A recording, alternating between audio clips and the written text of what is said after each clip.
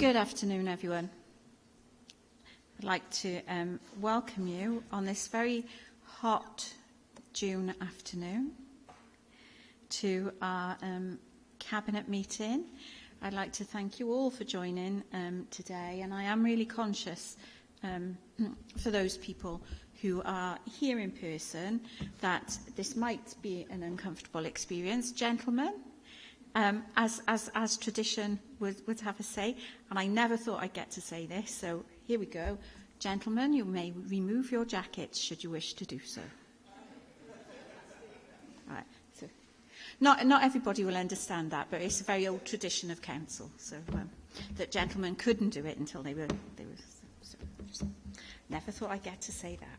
So, welcome everybody. And just in terms of today's meeting, do we have any apologies?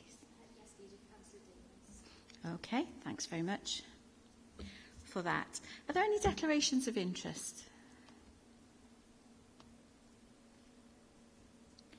Okay. Moving then to item number 3. These are the minutes from our May 2023 Cabinet, and these are on pages 3 to 10 of the packs. Have members... yes, you've all had an opportunity to read through the minutes. Are members content that they're a true record? Everybody happy with that? Yeah?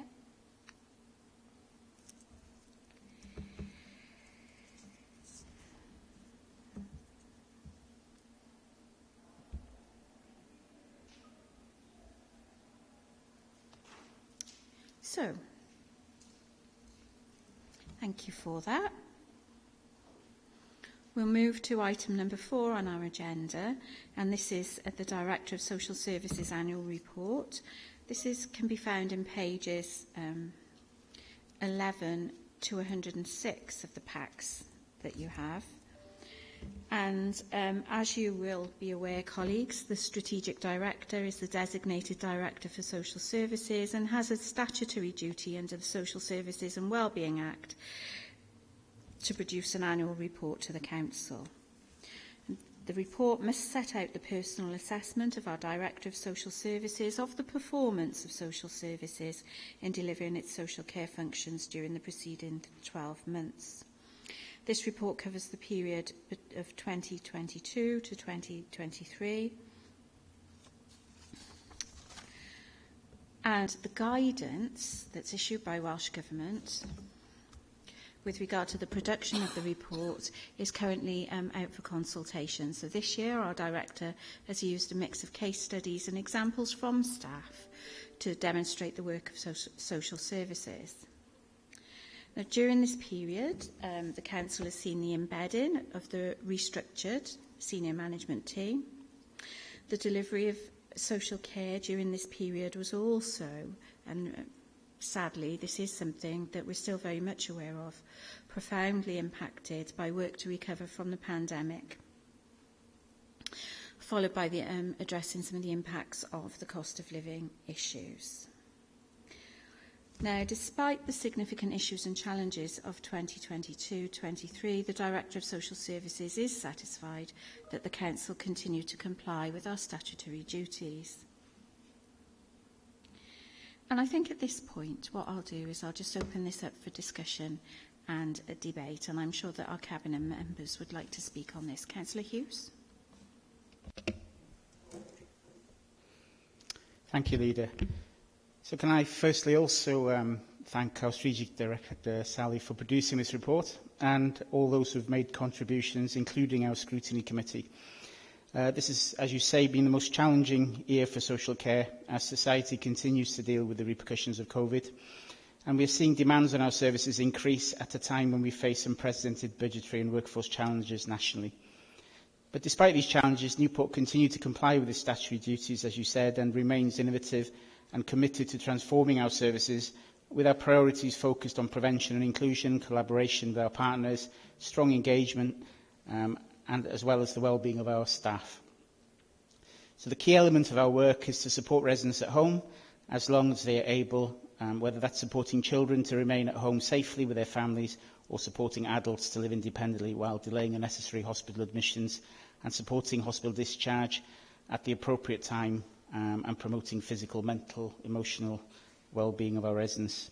Leader, we are aware as a Cabinet that our staff are at the front line of dealing with national issues such as the cost of living crisis, housing, domestic and substance misuse issues, and for many in our communities and for a variety of issues, life is hard and our population is also ageing. The demand for care and support against the backdrop of workforce and budgetary challenges also makes it a difficult time for our staff and our partners in the third and voluntary sector. The Director's report gives several examples where Newport is leading the way and where their work is being recognised nationally for their outstanding contribution to social care. The Council gaining carer accreditation is a good example, and I thank Councillor Cochrane for his ongoing efforts in this sector. And I know you yourself, Leader, have visited several projects, including our Smart Hub in the Newport Market. And this is an example of that innovation where we are using technology to support care and help keep residents out of our hospitals and their other benefits as well. Our short breaks, adaptation teams and OT services are highly valued, and Oaklands has gained a national recognition for the outstanding work that they do, despite the challenges they have faced this year. The families and carers involved also deserve our praise.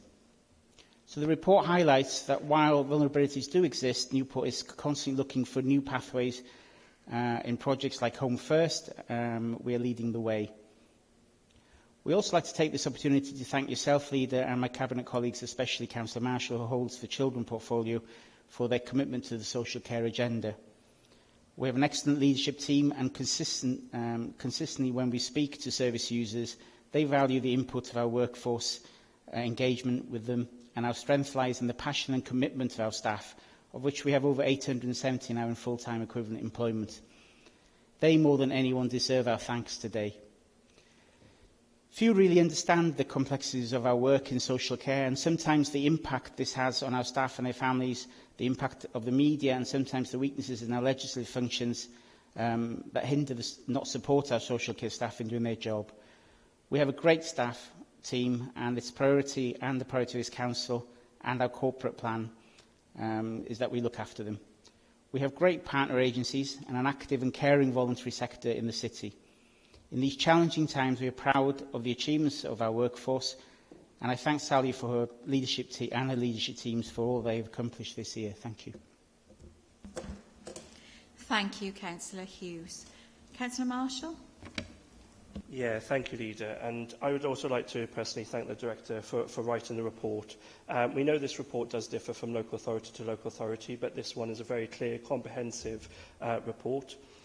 We do have an amazing dedicated team with the staff here, from the top to the bottom, led by an effective director who is in this report, has written her findings on the department on what is a legal-based report. So the report includes both adults and children's social services, as well as the area of inclusion too. So I will be highlighting just a few points from my own portfolio. So in the report, it's highlighted that supporting children to remain safely with their families, looking at the excellent preventative work being undertaken as a local authority, is something to be proud of. Also within partnerships, it's good to note that the importance of effective partnerships that allow us to provide a service to our young people within our care, foster care, and through other organisations like Bernardo's and other partners.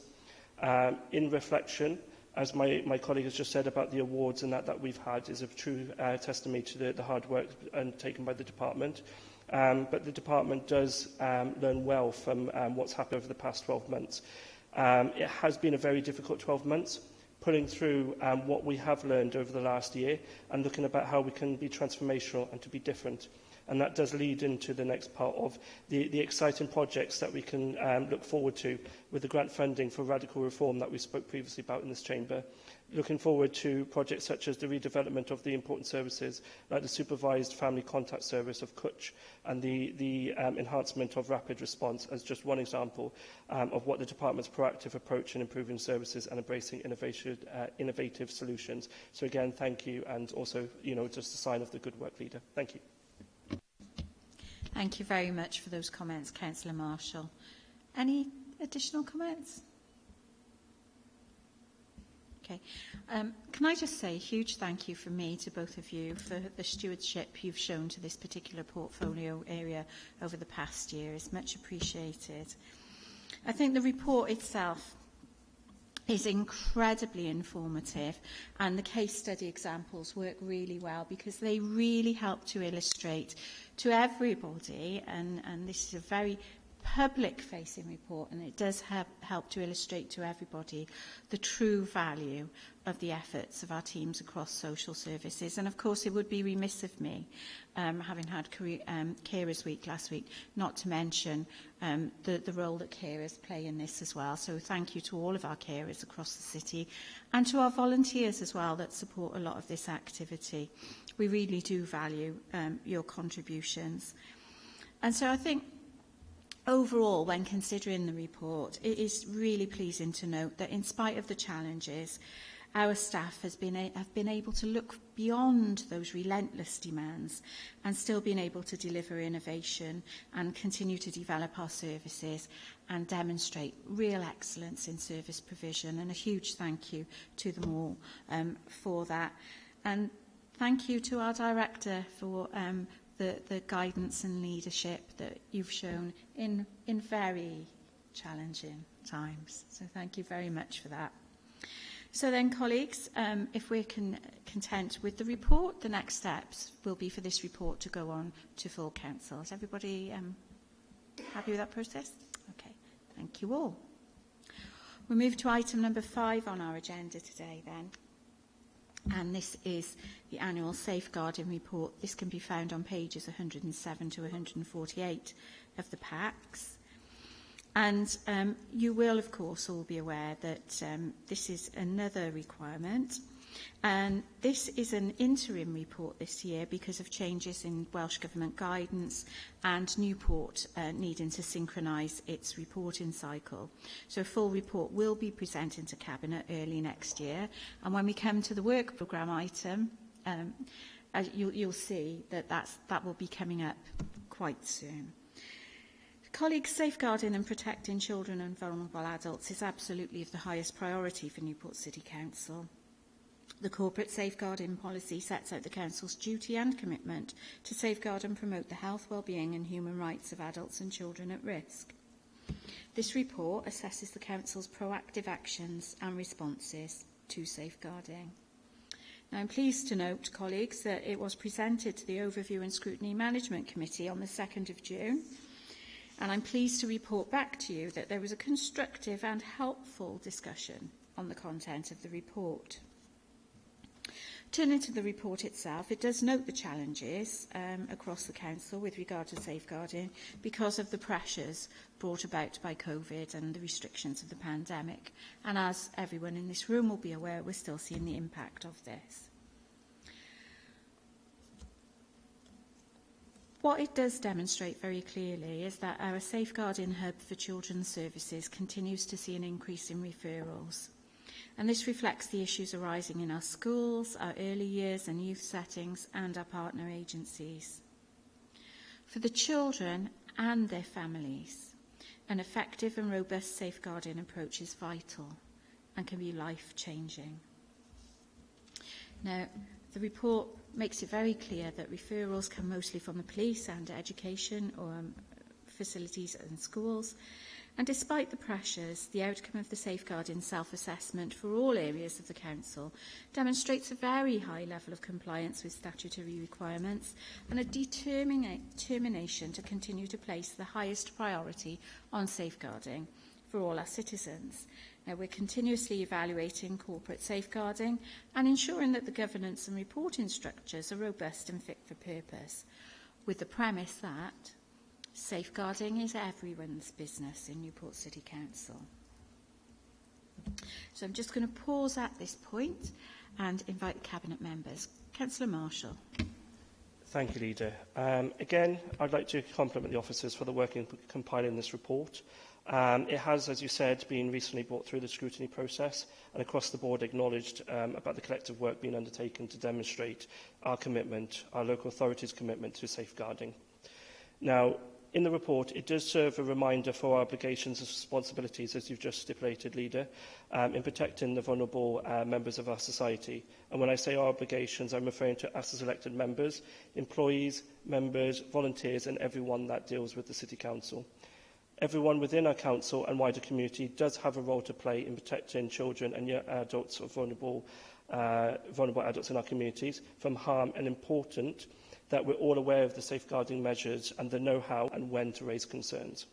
So it is pleasing to see within the report some of the kind of raising of the highlighting of the positives, noting about concrete arrangements that are in place for safeguarding. So the report in front of us does show that basically there is supportive in the way that we deal with the safeguarding hub and about the way that we undertake the investigations, etc. The local authority is compliant and meeting its duties regarding to safeguarding practices for children and adults. And again, Leader, is something that you noted on. So this is despite the challenges posed by the pandemic. But the City Council has been generally effective in its day-to-day work to do and work with this. The development of preventative measures. So the report does mention basically the work on prevention and early intervention service, and the Council's noted to being productive in addressing any issues before they are able to escalate. And then basically there is work being undertaken to work on a regional Gwent level as well to look at this area collectively. So to focus on the last point is to basically look at the joint action and collaboration. So it does basically highlight the efforts to establish a joint action plan for corporate safeguarding issues through regular meetings with the increasing and the new actions of safeguarding champions within the local authority, and basically looking at safeguarding leads across the local authority. So it shows the commitment and collaboration and coordination among the different stakeholders, just to make sure that we're keeping on top of not only the game, but on top of what we're supposed to be doing here. But again, amongst that good work, it is it can be a very difficult area to work in. So again, from those positives, it's just a kind of acknowledgement and thank you for all that are involved in both the creation of the report, but also what the staff do on a day-to-day basis and what they work with and the good work that they put behind it. Thank you. Absolutely. Thank you very much for that, Councillor Marshall. Councillor Hughes? Just to reinforce, really, Leader, what you said earlier, that that safeguarding is all our responsibilities in whatever sector that you work in the council. And again, I want to thank those sections for all their efforts.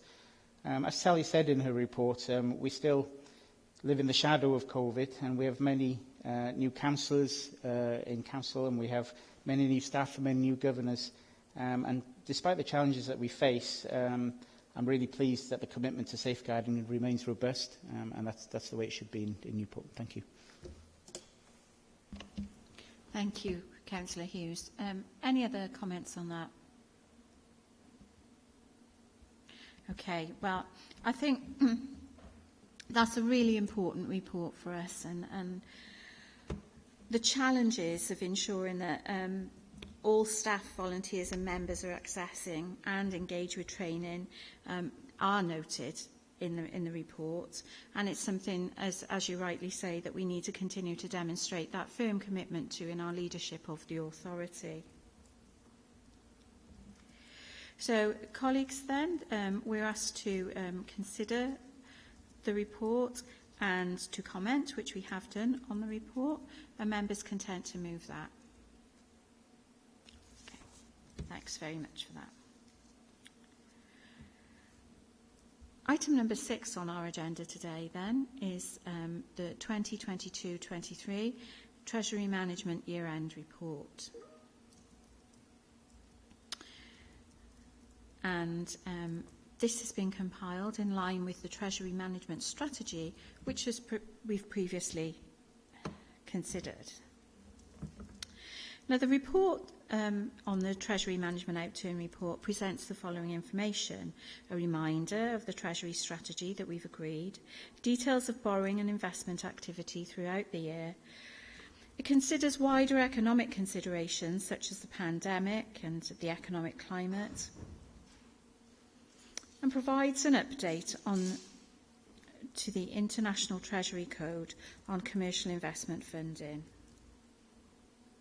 The report also confirms that the Council invested in 3 covered bonds within the year 2022-23, totalling £10 million, in line with the Treasury Management Strategy. The key highlights of the report include the level of borrowing, which had decreased by £3.5 million by the 31st of March 2023. and is now 138.6 million.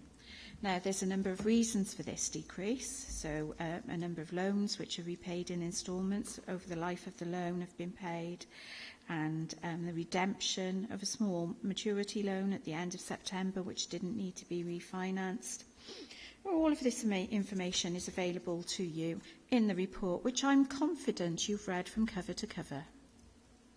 Now, within the report is a forward-looking indicator called the liability benchmark, which provides a graphical illustration of the Council's existing and future borrowing requirement. Going forward, this will be shared with us on a more regular basis following recent changes in guidance.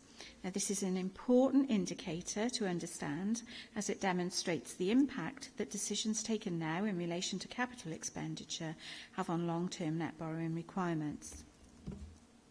To highlight some of these important points, this indicator shows us that between 2023 and 2025, our gross need to borrow increases, but the calculated need for actual or real borrowing increases more sharply. This is because the capital programme commitments add to the need to borrow, but at the same time, the internal borrowing capacity is predicted to reduce as reserves are utilised and investment levels reduce. And this is a topic that you'll be familiar with as we've discussed this a number of times. Our underlying long-term need to borrow, coupled with the need to refinance existing loans, means that the Council will be exposed to a higher level of interest rate than experienced over recent years. Now, because of this, the Council will continue to defer the need to take out long-term borrowing for as long as possible, and it is hoped that by taking this approach, interest rates may have reduced from their current levels by the time that new borrowing is required. And a final aspect for me to highlight when it comes to this report is, of course, the prudential indicators. The authority measures and manages its exposure to Treasury management risks using various indicators, which can be found in Appendix A of the report. So I'll pause at that point, colleagues. Any comments or contributions to that item?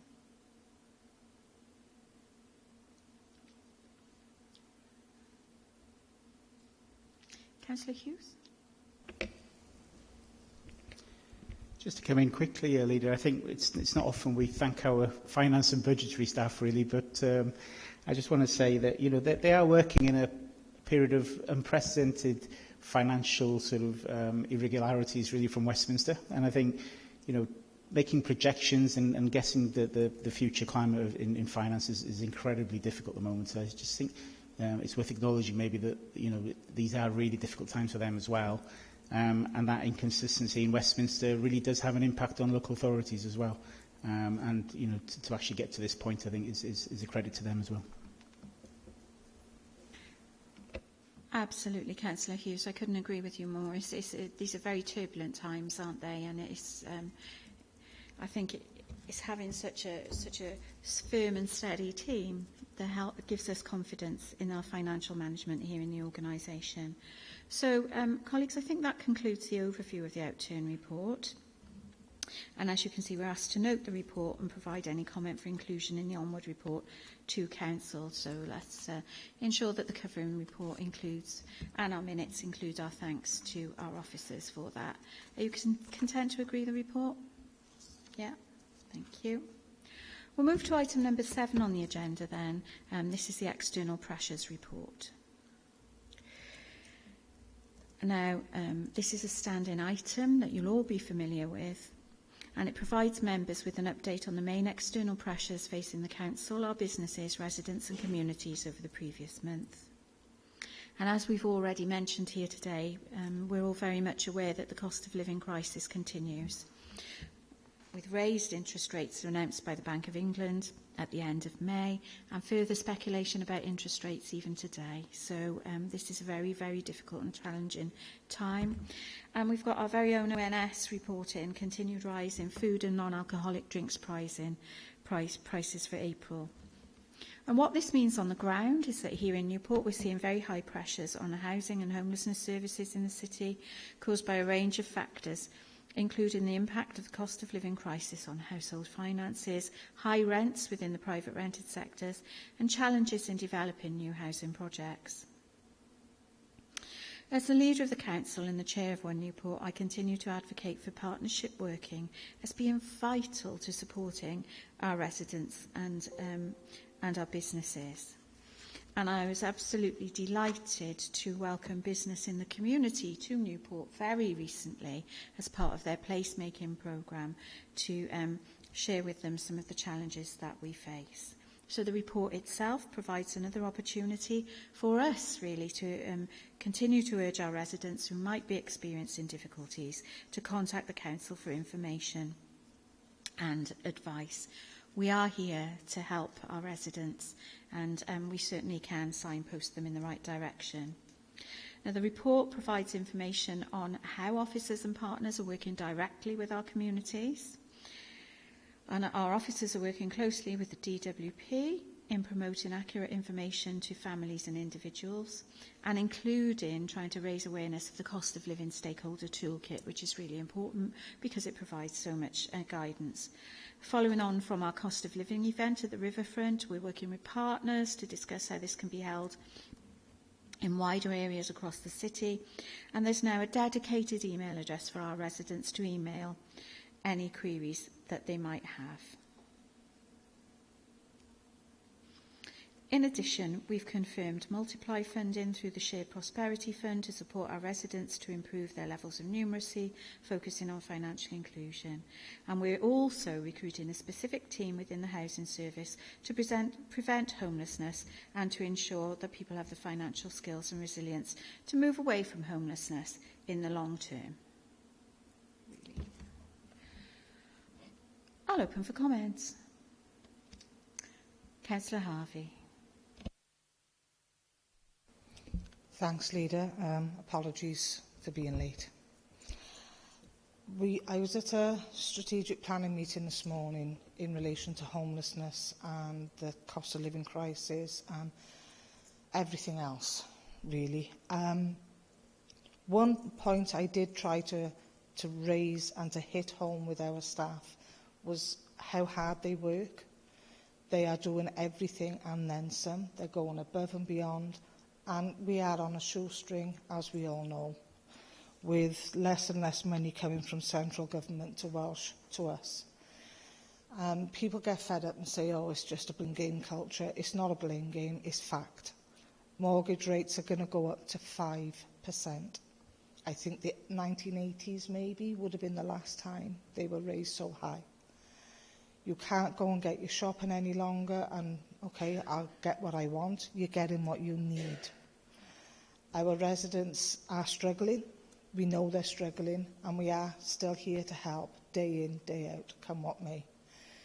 Inclusion is exactly what it says. We include everything and everyone deserves to be sat around the same table as we are. And from yourself as leader, I don't want to speak for you, but that has been your clear steer right from the day you took over office. So as far as I'm concerned, it's the only game in town. We will include everybody, and everybody has a comment or has a role to play in this, and we will get through it. It's hard, it's going to get harder, but we will get through it. Thank you. Thank you very much, Councillor Harvey, and my personal thanks to you for the role that you've played in driving forward this agenda within the authority. Thank you. Councillor Marshall. Yeah, thank you, Leader. Obviously, there's a lot of residents concerned out there as the living crisis continues. It's just a kind of a shout out, if you will, just to say the community connectors and obviously staff within council are more than happy to support those that are going through dark times, including financially, which obviously can cause issues among family, concerns and worries that they're not doing the best or they're not providing. If you are stuck, I would call on them to seek that guidance and to seek the support. There's always that support there. And don't be afraid to ask for that help, whether or not it be financially or just ask the questions, because you're entitled to that help, so please do take it up. Thank you. Thanks for that, and thank you for highlighting that, Councillor Marshall. Councillor Clark. Thank you, Leader. I just wanted to build on a couple of points which you mentioned in the opening here, and also my fellow councillors, Cabinet. I think, first of all, this is a standing item. Who would have thought the cost of living would be a standing item in 2023? And it's not going away. Again, UK and Newport residents have seen another hike, as you mentioned, in their mortgages.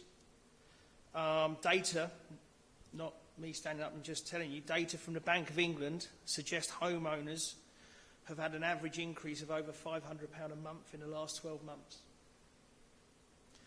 Food continues to rise. Stats and surveys show between 16 and 20% on average. Nurses using food banks. Carers using food banks. Posties using food banks. Shop workers using food banks. People we know, family members. And all roads lead to Westminster on this. All roads lead to Westminster. And on top of that, I think this week it was announced by Sainsbury's that their predicted profit for 2023-24 will be between 640 and 700 million. That's their predicted profit. So, on top of the gas and electricity companies, obviously. So the rich are getting richer and the poor are getting poorer. So, the news this week from the infighting Tories in Westminster, leading the UK Parliament, should have been their solutions to these issues. But no. The debate was about Boris Johnson's giving his hairdresser an OBE. That was their debate this week. They just don't care. But here in Newport, this Labour-run council haven't forgotten the residents of Newport. Yes, as we all know, budgets have been tough and hard decisions have been made. But it was us who supported the warm hubs. It was us who continue to help the vulnerable. It is us who will listen to you. So, as my fellow cabinet members said, and yourself, Leader, the residents aren't alone in Newport. We are here for them. Please contact us by whichever means, but they're not alone. Thank you. Thank you very much for that, Councillor Clark, and I think you speak for us all there on that particular topic, don't you? So thank you very much for that indeed. So, Councillor Hughes. Thank you, Leader. If I could just mention that Peter Hill is retiring as manager of Raven House in the near future, and it's just to acknowledge the work that he has done really for a good number of years now, first as a volunteer and then as manager of Raven House, which is one of our largest food charities in Newport. It's a good example really of how volunteering can lead to employment and hopefully a high level of personal satisfaction as well in the outstanding work that he's achieved. And I wish his successor as well may take a position the very best success in building on Peter's work. It's an important charity, and it's been an important charity through COVID and into the cost of living crisis. And as you can imagine, for any food-related charity at the moment, it's a particularly difficult time.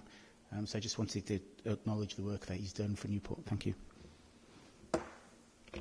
Thank you for raising that, Councillor Hughes. And indeed, I think it's down to community champions like Peter that we are able to ensure there's a lifeline for our residents. So I'm sure we all share those thanks. Any further comments from Cabinet members? Okay.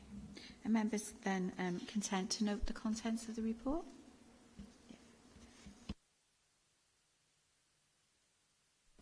Item number 8 is the One Newport summary document just for information, but I would like to draw your attention to the fact that this actually features the discussion on the Pilgrentley Master Plan as well.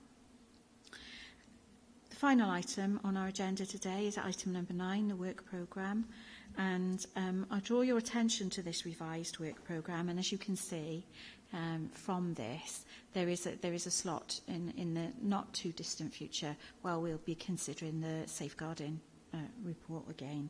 So are colleagues content to accept that updated programme? Okay. Well, thank you all very much for your time today. I do appreciate your contributions and your considerations, and I look forward to meeting you all again soon. Thank you.